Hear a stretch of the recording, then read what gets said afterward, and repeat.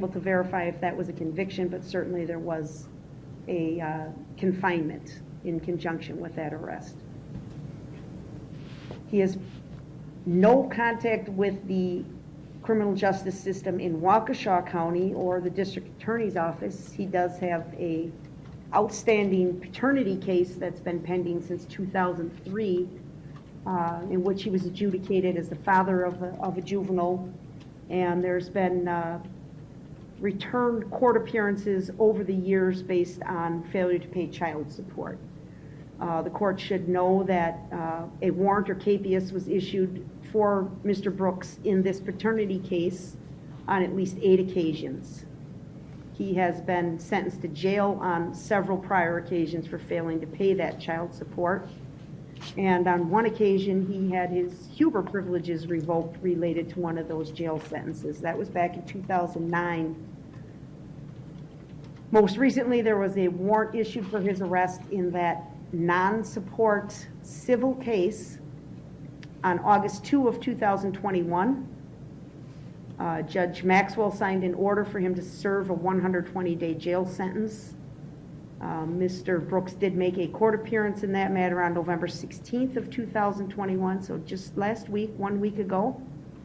And he was released at that time because, again, he had explained to the court, provided an explanation that the reason he had not made his child support payments is because he was serving that jail sentence in Georgia.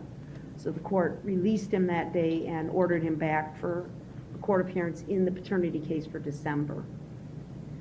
So Judge, just based on his prior record, we obviously have very significant concerns about Mr. Brooks' flight history and willingness to obey the orders of the court.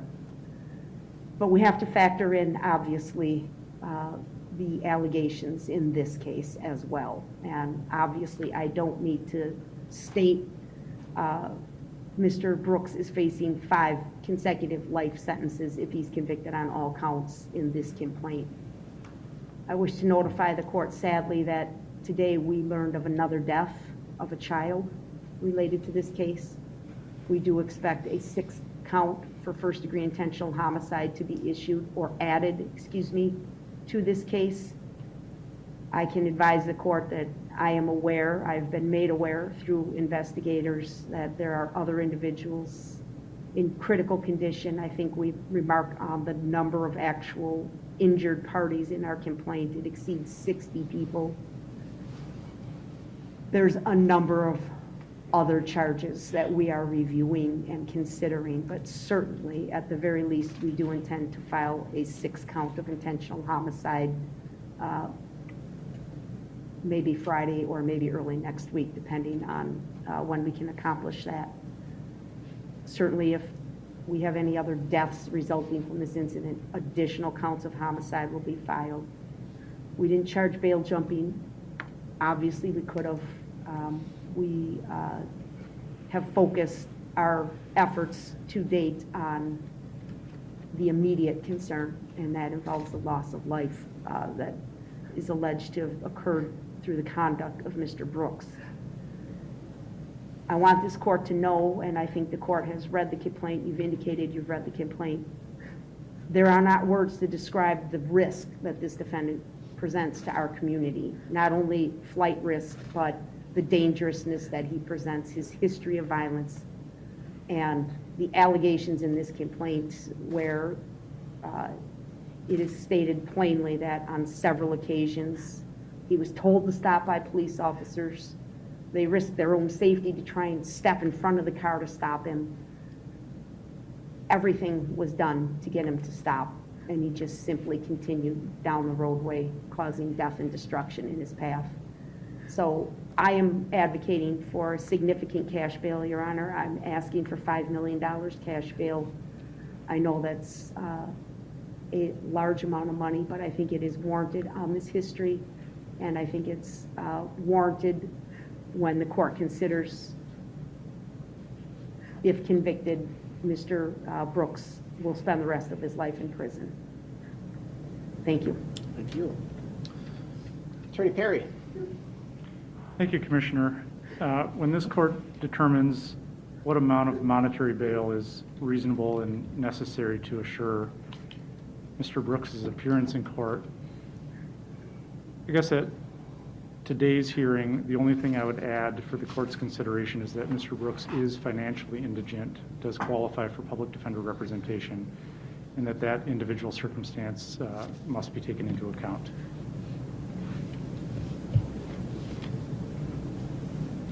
Does that conclude your argument? It does. Thank you, sir. So, first of all, let's get to conditions of bail. The monetary portion is called bail. There are conditions, though, in bail. And first, I am going to order, sir, level 4 monitoring through WCS if you do post bail. You're not to leave the confines of the state of Wisconsin. You are only to be released on a business day during business hours. Who's the highest ranking sheriff, deputy sheriff?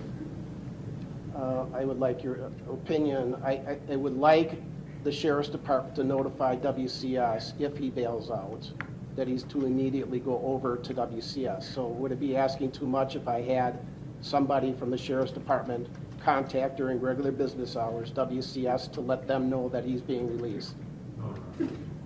Then I'm ordering then that the sheriff's department contact immediately upon Mr. Brooks walking out the door, if that should happen, that he's on his way to WCS, which is literally a block away. If that does not happen, I want to make sure that people are aware that he did not get on the GPS monitoring device, which I am ordering. I'm ordering him to pay for that as well. Again, he's only to be released on a business day during business hours with the sheriff's department agreeing to contact WCS.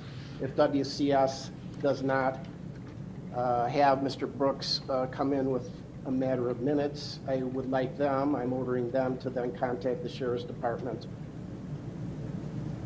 of that. I am ordering, sir, that you not operate a motor vehicle. You may not possess any dangerous weapons or firearms. You are not to have contact with the families listed in the victim identification sheet. You are to only disseminate that information to your lawyers.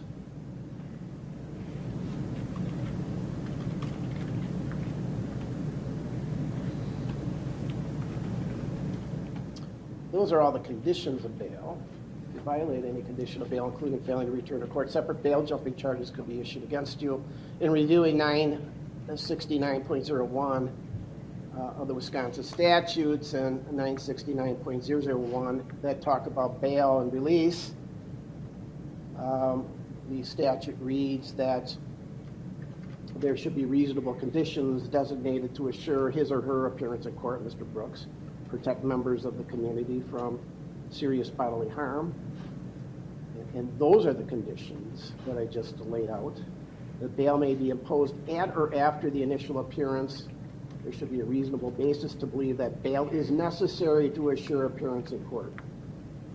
Some of the things to be considered by the court with the conditions of bail are the number and gravity of the offenses, the potential penalty the defendant faces, whether or not the allegations are violent in nature, the prior record of the defendant, character and strength of the evidence which has been presented to the court, whether the defendant is already on bail or subject to other release conditions in other pending cases, and whether or not there's any violations of those release conditions.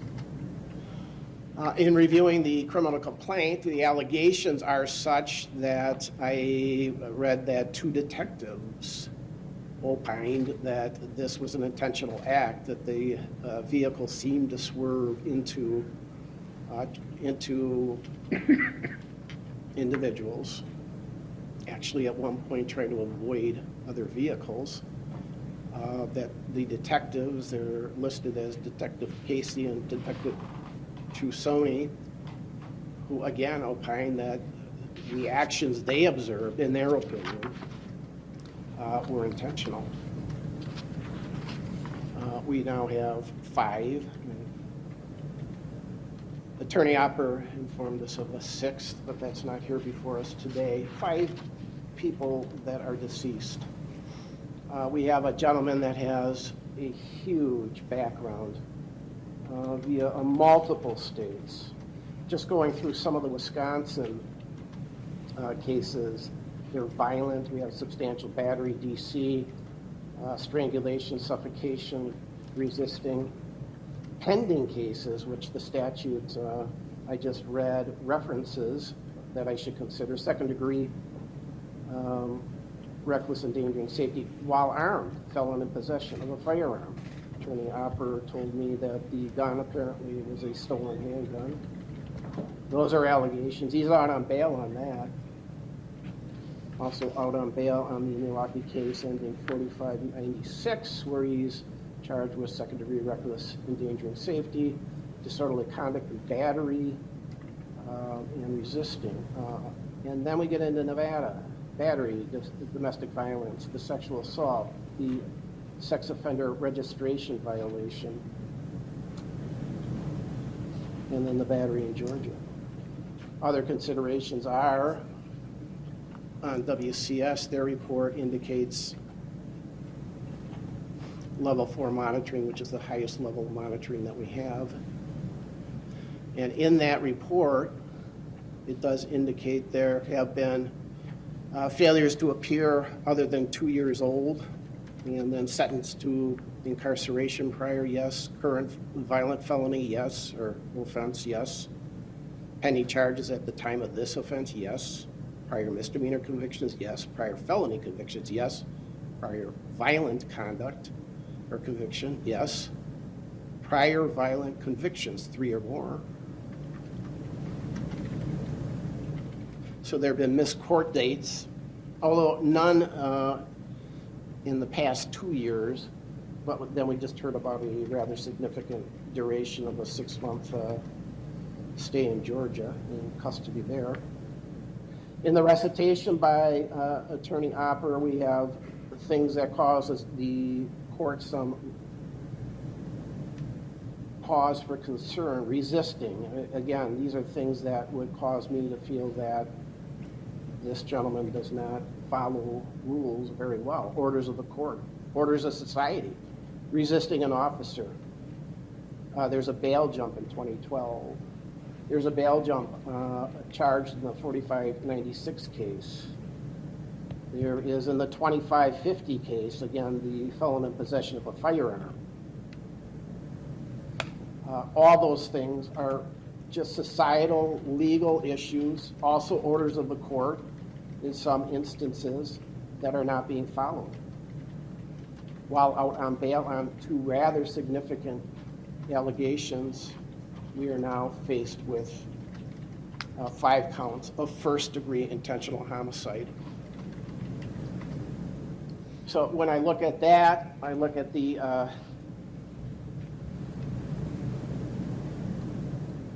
gravity of the offenses, the maximum possible penalties as the statute allows for, likelihood of incarceration, which, if you're found guilty of 1 or more of these, even 1, would put you in prison for the rest of your life. I believe you are a flight risk. There's failure to follow court orders.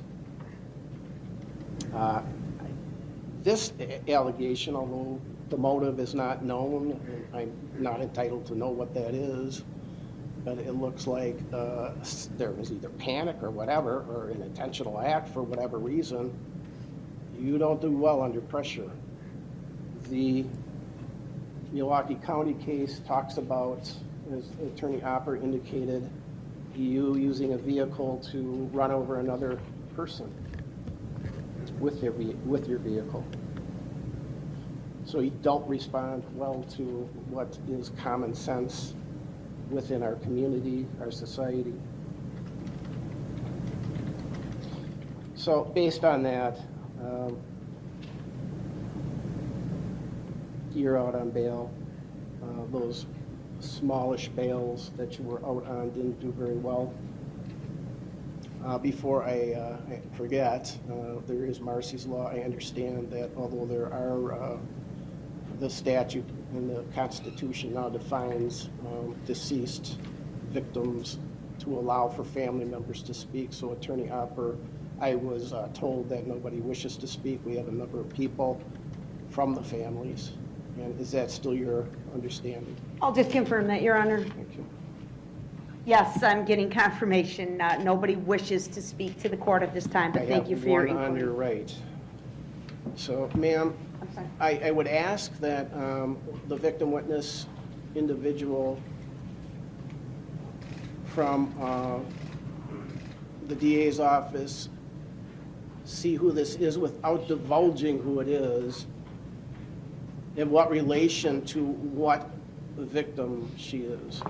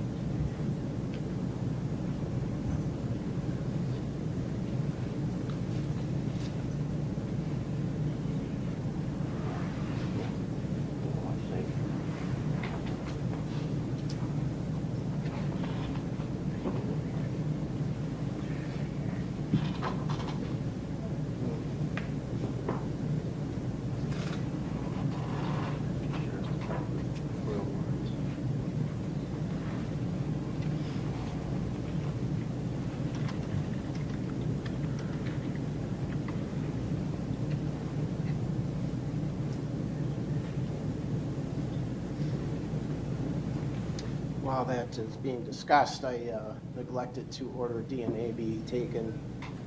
The sample of your DNA, sir, has not been taken. I am ordering that now. It may be expunged if you meet the criterion under the Wisconsin statute.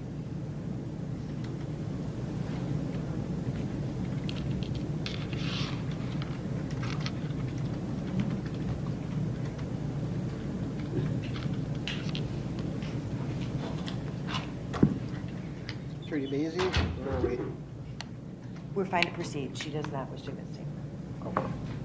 Thank you for checking. Thank you, ma'am. The family is always welcome. You do, under the law of the state of Wisconsin, as well as under the amended Constitution, have the right to speak at proceedings germane to the particular proceedings that we're at. So with that, I will set bail. I have no problem with the bail being recommended by the state. I'm an old guy who has been doing this for almost 40 years. DA's office, criminal defense attorney, 17, 18 years as a commissioner, both in Milwaukee and now in Waukesha. The nature of this offense is shocking. Actually, the detail I was not expecting here today, that two detectives, not lay people, detectives, not only tried to stop this, but rendered an opinion that this was an intentional act. You're presumed innocent, sir, but that's what the allegations are.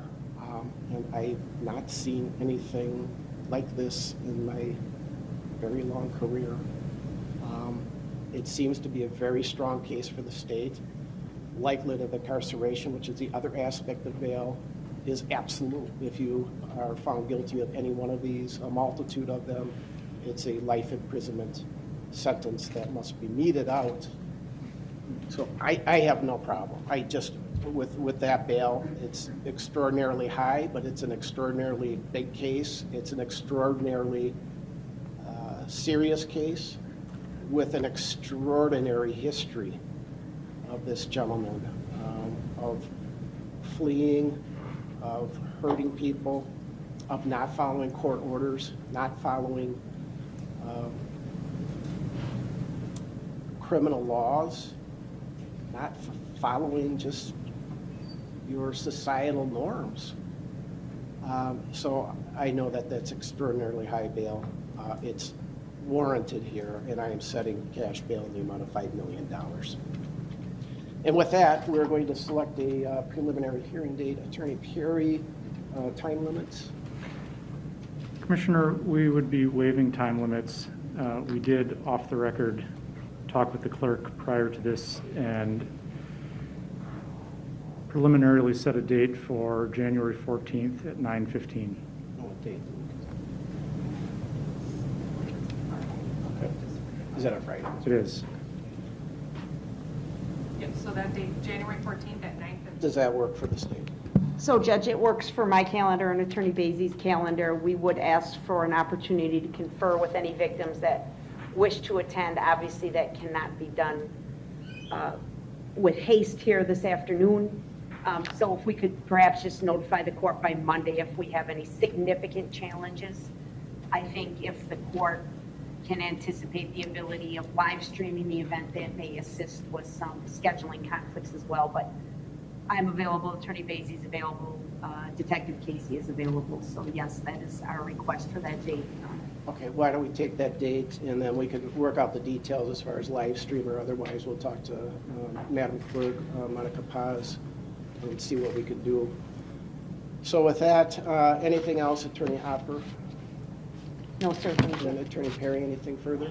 No, nothing else. All right, very good. We can be adjourned.